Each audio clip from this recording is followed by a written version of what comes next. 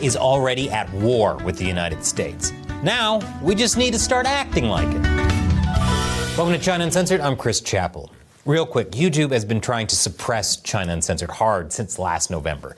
So please join me in Operation Honeypot by leaving a honeypot emoji in the comments. It's for the algorithm and also to show YouTube we know they've got their sticky little fingers in China's honeypot. And now, on with the show. China is already at war with the United States, and it's time for us to wake up and realize it. It's scary to think about, especially considering that, according to the FBI, the threat posed by China is equivalent to the threat posed from all other foreign countries combined. Which has to hurt Putin's feelings. That doesn't include Russia, right? We're still a big scary threat. But it's true. And the Chinese Communist Party has been allowed to strike first for far too long. They're like Cobra, with the mentality of Cobra Kai, but without the catchy tunes of Cobra Starship. Last month, just ahead of the UN General Assembly in New York City, the U.S. Secret Service dismantled an imminent telecommunications threat in the New York tri-state area. They could have shut the whole thing down, which would have been devastating since, aside from electronics, the only way New Yorkers communicate with each other is by screaming, "Hey, I'm walking here!" While investigating threats sent to the private phones of several high-level U.S. officials last spring, including one with direct access to President Donald Trump, the Secret Service discovered more than 300 SIM servers and 100,000 SIM cards across multiple locations, all clustered within 35 miles of the UN. There was enough equipment to send 30 million anonymous texts per minute, which could have easily crippled New York City's cellular network. Although really, if they wanted to send that many texts, they could have just hired like 100 Gen Zers. But according to officials, the equipment also could have launched denial of service attacks and blocked the communications of emergency services like EMS and police dispatch, as well as vital business communications. But it gets worse.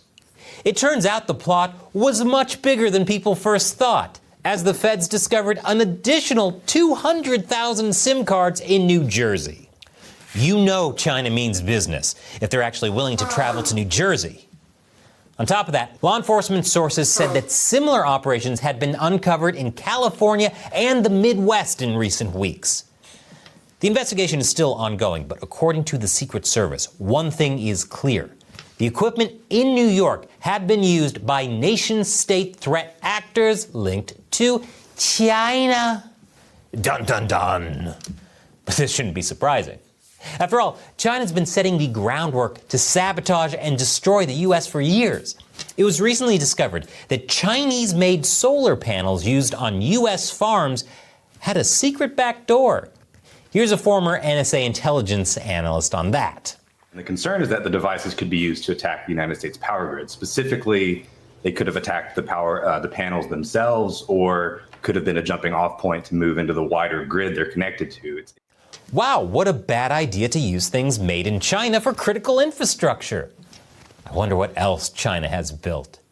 How about the cranes used in U.S. ports? This company, ZPMC, is a Chinese military state-owned contractor. They've built 80% of the cranes used in U.S. ports. You wouldn't even have to go to war to destroy our economy. You could shut down these ports right here. Okay, so we got China being able to shut down our telecoms, our power grid, and our entire economy. How about the internet, too?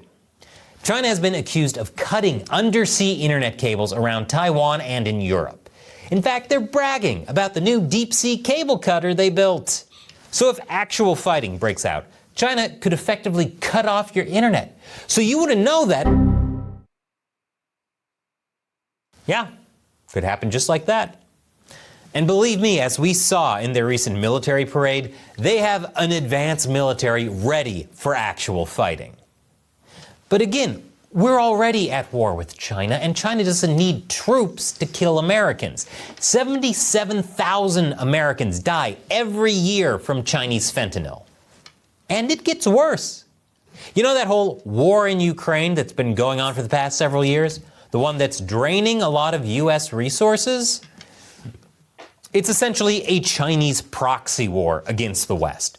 They're propping up Russia financially and militarily. Without CCP support, I doubt Russia's invasion would still be going on. The reason China has been able to get away with that, we wouldn't let them build the cranes in our ports or key components of our power grid. The reason most Americans don't realize we're already at war is because some of our leaders and the mainstream media aren't treating the China threat as seriously as they should. MIT recently published this article that says China is not a threat. How did they come to that conclusion? They took the word of Chinese state-run media and top communist officials when they said China isn't a threat. Unless it's possible the country at war with you might lie? Oh, look at that. I have more complex reasoning than the people at MIT. And it's not just limited to the U.S. Take the UK, for example. 2 British men, including a former parliamentarian researcher, were charged with spying for China. And the UK government killed the case.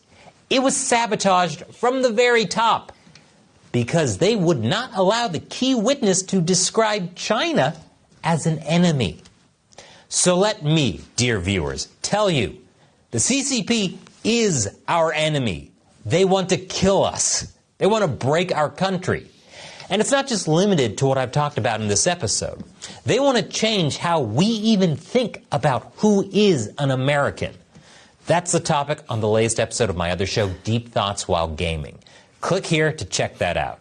As always, be sure to like and subscribe. Once again, I'm Chris Chappell. See you next time.